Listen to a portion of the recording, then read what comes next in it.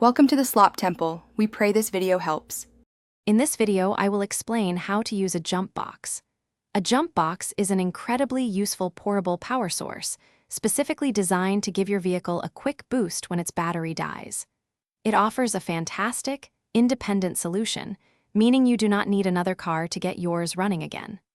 These handy devices typically feature a powerful internal battery, robust jumper cables, and often come equipped with extra functionalities like an air compressor or USB charging ports for added convenience.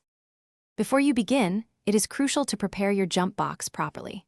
First, choose a model with adequate cranking amps for your vehicle. For instance, a small car might need 400 amps, while a larger truck could require 1,000 peak amps. Always confirm your jump box is fully charged, checking its power indicator. Finally, take a moment to inspect the jumper cables thoroughly for any signs of wear, such as frayed wires or corroded clamps, to ensure a safe and effective connection. Now, let us walk through the safe jump-starting process. First, securely attach the red positive clamp to the positive terminal of your vehicle's dead battery. Next, connect the black negative clamp to a clean, unpainted metal part of the engine block, ensuring it is away from the battery itself. Once connected, start your vehicle and let it run for about 5 to 10 minutes. Finally, disconnect the negative clamp first, followed by the positive clamp, reversing the initial connection order for safety. Proper maintenance and storage are key to extending your jump box's lifespan.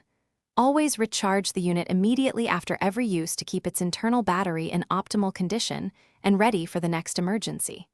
Wipe down the entire unit and its cables with a dry cloth, ensuring all dirt and grime are removed before storing. Keep your jump box in a cool, dry environment, away from direct sunlight or extreme temperatures. Even when not in use, check its charge every 3 to 6 months and top it off. Thanks for watching. Consider subscribing if we helped you.